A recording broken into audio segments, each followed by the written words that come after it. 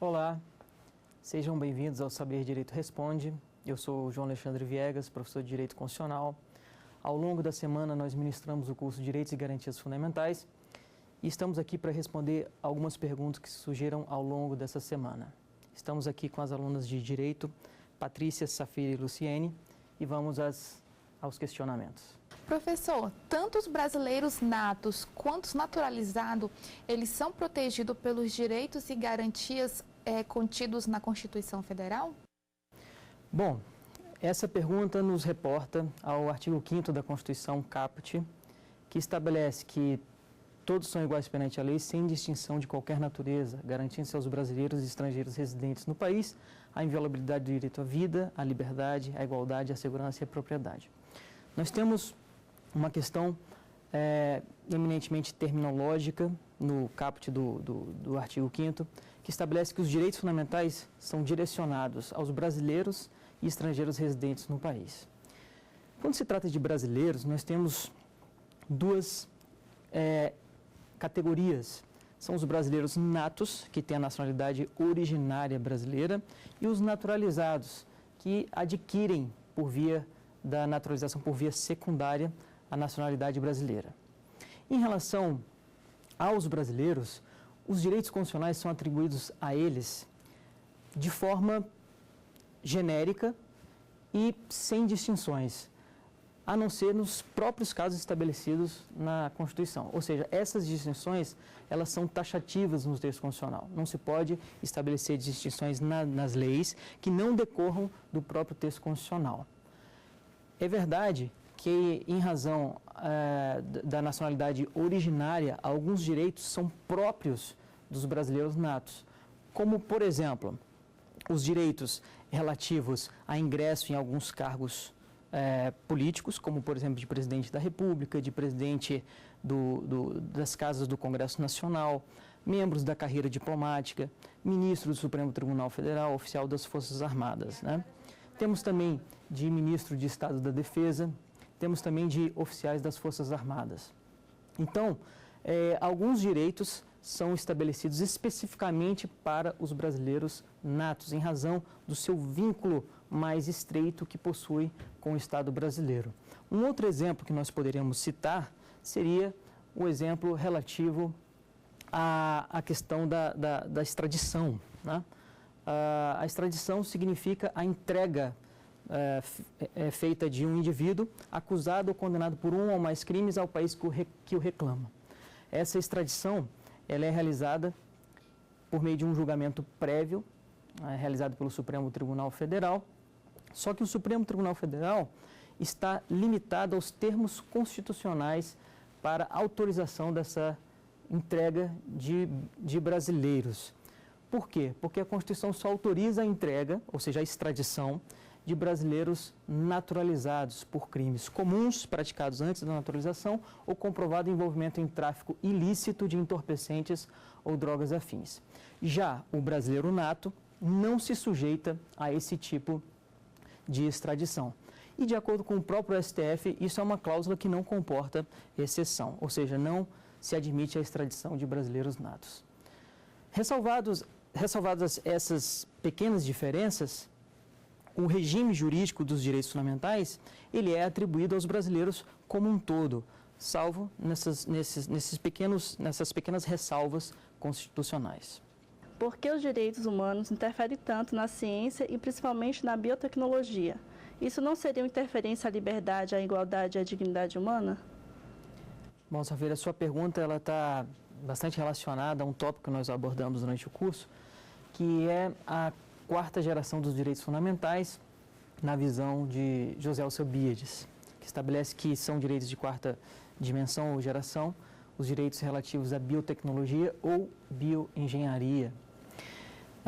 Essa temática da tecnologia é uma temática bastante moderna e o direito vem se adequando a essa nova realidade, ou seja, a manipulação com patrimônio genético, as questões das clonagens, pesquisas com células-tronco embrionárias humanas, a questão de inseminação artificial.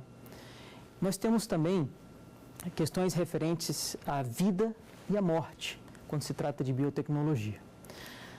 Tivemos aqui no Brasil um curioso julgado, um julgado realmente marcante para a comunidade jurídica, que foi o julgado a respeito do artigo 5º da Lei de Biossegurança, que é uma lei que autoriza as pesquisas com células-tronco embrionárias humanas obtidas a partir de fertilização in vitro no Brasil. O Supremo declarou a constitucionalidade dessa lei por entender que ela não fere o direito à vida. E a pergunta da Safira está relacionada a justamente se os direitos fundamentais interferem, né, nessa questão da biotecnologia. Mas é o contrário. Na realidade, a ideia é se proteger, né? Os direitos fundamentais são invocados para a proteção das próprias pessoas em relação à biotecnologia, à bioengenharia. Ou seja, prima-se pela necessidade de ética dentro desse tipo de manipulação genética. Ou seja, o patrimônio genético humano é um patrimônio imaterial, é um patrimônio de toda a humanidade. Portanto, nós temos que analisá-los também sob o prisma, principalmente da dignidade da pessoa humana e da preservação do direito à vida. Agora, é necessário ressaltar que várias são as interpretações feitas quando se trata desses direitos. E essas interpretações são adequadas de acordo com a realidade que a própria sociedade antevê. Por quê? Porque nós não temos exatamente a dimensão da força desses direitos e da forma como esses direitos realmente podem ser manipulados. Vamos citar como exemplo o caso das pesquisas com células-tronco embrionárias humanas. Para o Supremo resolver essa questão jurídica, foi chamada a comunidade científica para esclarecer os fatos sob o ponto de vista técnico e científico desse tipo de manipulação, de inseminação artificial realizada in vitro. Baseada nessas audiências públicas, o STF se posicionou juridicamente a esse respeito, entendendo que, nesse caso, não haveria lesão ao direito à vida. Por quê? Porque só há que se falar em proteção ao direito à vida, de acordo com o STF, quando se trata da vida gerada no útero materno. Ou seja, não há que se falar em proteção do direito à vida fora do útero materno. Lembrando-se, não se podendo esquecer, que a Constituição protege todos os estágios da vida humana. E há uma proteção jurídica também ao embrião. Só que o ministro Carlos Aires Brito, que foi o relator dessa ação direta, esclareceu que há diferentes proteções jurídicas. O embrião tem uma proteção jurídica, o feto tem outra proteção jurídica e o nativivo, outra proteção jurídica. Ou seja, há que se fazer a interpretação devida, caso a caso, quando se tratar de manipulação com material genético humano, ou seja, com direitos de biotecnologia, direitos de bioengenharia. Bom, agora vamos para a pergunta da Luciene. Isso, professor João, eu queria saber se no Brasil o indivíduo tem direito à eutanásia. Luciene, você entrou num tema bastante instigante dentro das ciências jurídicas, que é justamente a questão da autonomia a respeito da própria vida. Quando se trata de abreviação da vida, como é o caso da eutanásia, ou seja, a interrupção da vida, artificial da vida, alguns temas teóricos ajudam para a resolução desses casos concretos, como, por exemplo, a questão da indisponibilidade dos direitos fundamentais. O dispor de um direito significa poder fazer dele o que bem entender, seja renunciar ou seja transferi-lo a título gratuito ou oneroso. Em regra, os direitos fundamentais são gravados com a cláusula da indisponibilidade. Ou seja, apesar de o indivíduo ser o titular do próprio direito, dele não pode livremente dispor. Por essa razão, alguns países adotam a proibição da eutanásia, como é o caso do Brasil. O Brasil não permite a eutanásia. Entretanto, no próprio texto constitucional, não há uma previsão expressa disso. A Constituição nem trata sobre a questão da eutanásia. A única coisa que ela estabelece é a inviolabilidade do direito à vida. E é esse termo, essa expressão, inviolabilidade do direito à vida, dá margem a várias interpretações quanto ao limite, o que seria vida, o que seria ético ou não ético se proteger a partir desse direito. Então, nós temos uma grande dificuldade hermenêutica em estabelecer os limites e os estágios exatos desse direito. O que se pode afirmar é que a interpretação jurídica ela é essencial nesses casos. Lembrando-se que o caso concreto, quando houver essa dúvida a respeito de um ato X ou Y, se ele realmente fere o direito à vida ou não, é importante se utilizar não só as técnicas jurídicas, as teorias constitucionais, mas também o senso humanitário, ou seja, o senso social relativo à interpretação dos próprios direitos fundamentais. Bom, agora vamos chamar um breve intervalo e nós voltamos logo após com novas perguntas, novos questionamentos.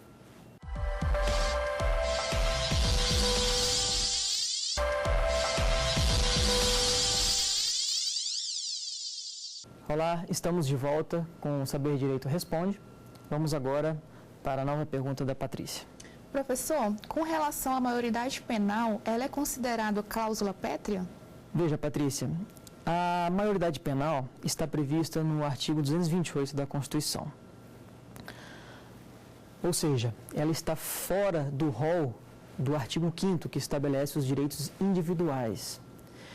Entretanto, as cláusulas pétreas, que são os núcleos inabolíveis dentro da Constituição, insuscetíveis ao poder de reforma, ou seja, de revogação, essas cláusulas pétreas não se limitam ao artigo 5º. Entretanto, a identificação de outras cláusulas pétreas, de outros núcleos inabolíveis enquanto direitos individuais pelo texto constitucional, ela reclama o esforço interpretativo. Ou seja, a análise se realmente aquele direito que está fora do artigo 5º se trata de um direito fundamental individual ou não. E em relação à maioridade penal, existe uma grande indagação dos juristas se realmente ela é ou não uma cláusula pétrea, ou seja, se ela é ou não um direito propriamente fundamental individual. A mim me parece que, quando se trata de maioridade penal, não só de maioridade penal, quanto de interpretação das cláusulas pétreas, há de ser feita uma análise não só jurídica, mas sociológica, filosófica, em relação à sociedade brasileira. Por quê? Porque, veja, os direitos são instituídos em cada momento histórico. O texto do direito pode não variar de uma época para outra. Entretanto, a interpretação desse direito, ou o âmbito de atuação desse direito, ou o núcleo essencial desse direito, pode sofrer uma variação, de acordo com as novas tendências e as novas concepções da própria sociedade. Vamos colocar aqui como exemplo, a própria sociedade brasileira. O dogma da maioridade penal surgiu no auge da questão dos direitos da criança e do adolescente, da disseminação desses direitos pelos tratados internacionais, as convenções internacionais de direitos humanos, onde se estabeleceu um marco, a idade de 18 anos para que o indivíduo responda criminalmente, a partir dos 18 anos. Antes dos 18 é considerado inimputável. Veja, esse limite de idade pode perfeitamente sofrer uma variação. Em outros tempos, se poderia falar de forma bem categórica que reduzir essa idade seria uma afronta a um direito fundamental, porque isso iria interferir justamente na proteção constitucional, na proteção daquele que têm menos maturidade nos seus atos. Entretanto, quando nós nos deparamos com a realidade brasileira, que a própria mídia expõe, como, por exemplo, a violência que é cometida pelos próprios adolescentes, né, que se utilizam dessa proteção constitucional para cometer ilícitos, a própria sociedade começa a repensar os seus próprios valores. E esse fenômeno gera o que se chama de mutação constitucional. A mutação constitucional, o que é? É uma mudança de interpretação sem a mudança do texto normativo. E os tribunais brasileiros, eles não estão isentos do efeito da opinião pública.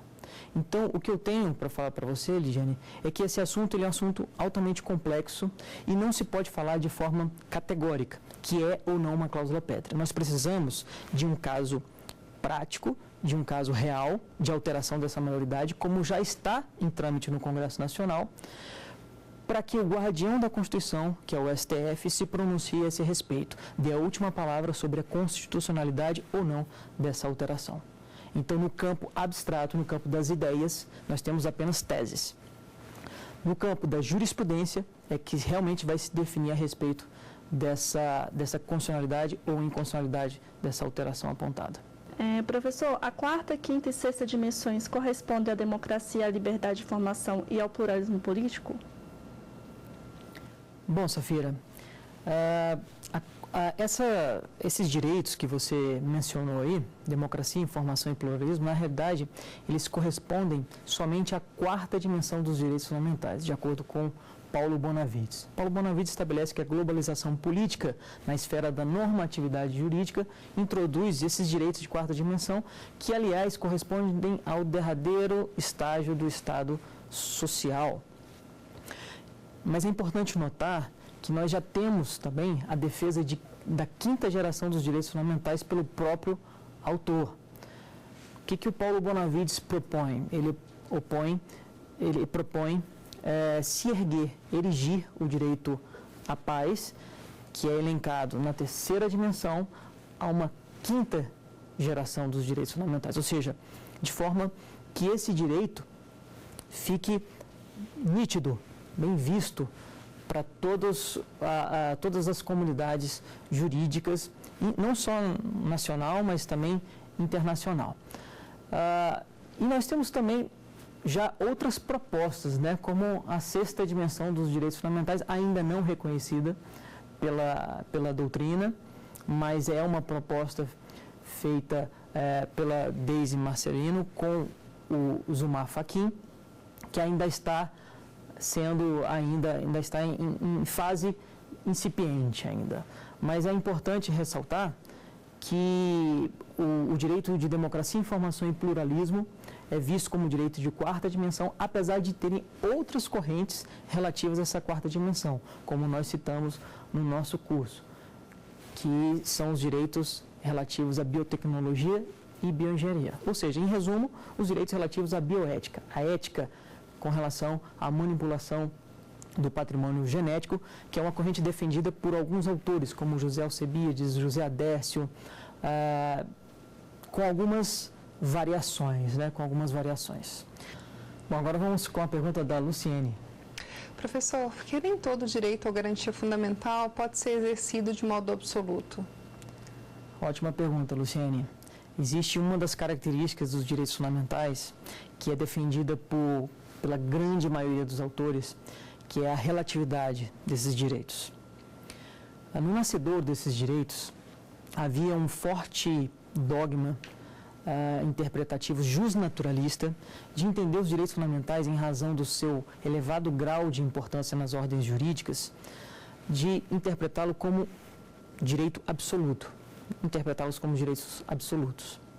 Entretanto, a nova doutrina, a doutrina moderna, a doutrina contemporânea, indicou pela relativização desses direitos. Basicamente, por 3 preceitos. O primeiro deles é porque os direitos fundamentais, eles possuem uma limitação em relação aos outros direitos. Há que se fazer uma ponderação entre eles, um equacionamento. Ou seja, de forma que um direito não seja exercido em detrimento do outro. Seja feito um equilíbrio entre esses direitos. Então, por exemplo, um direito, como por exemplo o direito relativo à liberdade de informação, a liberdade de expressão, manifestação do pensamento, ele pode sofrer uma restrição, uma limitação no seu exercício em relação a direitos outros, como por exemplo o direito à intimidade, à vida privada, à honra e à imagem das pessoas. Uma outra limitação que nós podemos anotar em relação a esses direitos são as limitações de ordem pública relativas aos interesses da própria sociedade. Ou seja, o exercício dos direitos fundamentais, eles podem sofrer um condicionamento no seu exercício em relação aos interesses coletivos. Não que se possa falar de forma absoluta que os interesses coletivos sempre vão prevalecer em relação aos interesses individuais. Não que seja isso, mas a depender de alguns casos concretos, esses direitos podem limitar os outros. Um exemplo que nós podemos tecer aqui seria em relação ao próprio direito à vida, né? A Constituição assegura o direito à vida, mas estabelece uma possibilidade de pena de morte, ou seja, ela veda a pena de morte, entretanto estabelece uma exceção. Qual seria a exceção? No caso de guerra formalmente declarada. Ou seja, por que se estabelece no texto constitucional a possibilidade de uma pena de morte no caso de guerra declarada? É justamente porque, no caso de uma guerra, atitudes das pessoas que possam colocar em risco a própria sociedade, elas podem ser puníveis com essa pena capital, com o chamado suplício extremo, né, o suplício extremo, em latim. Bom, e uma outra limitação a direitos fundamentais que pode surgir é em relação às práticas ilícitas. Ou seja, não se pode utilizar os direitos fundamentais como salvaguardas, como mantos protetores de práticas criminosas. Por exemplo, o indivíduo não pode se utilizar da própria liberdade de expressão para atentar contra a dignidade das pessoas, para tentar incitar crimes, por exemplo, né? Então, assim, nós temos essas limitações aos direitos fundamentais, daí a doutrina falar que eles não são direitos absolutos, são direitos relativos. Inclusive, nós temos jurisprudência do STF, de relatoria do ministro Celso de Mello, que estabelece que não há direito fundamental que se revista de caráter absoluto. Bom, chegamos ao fim do nosso programa. Gostaria de agradecer a TV Justiça pela iniciativa, gostaria de agradecer às alunas, a participação de vocês foi muito importante. Um grande abraço e até a próxima. Ficou com dúvidas sobre o assunto? Então mande um e-mail para saberdireito@stf.jus.br. Você também pode estudar pela internet acessando o site www.tvjustiça.jus.br.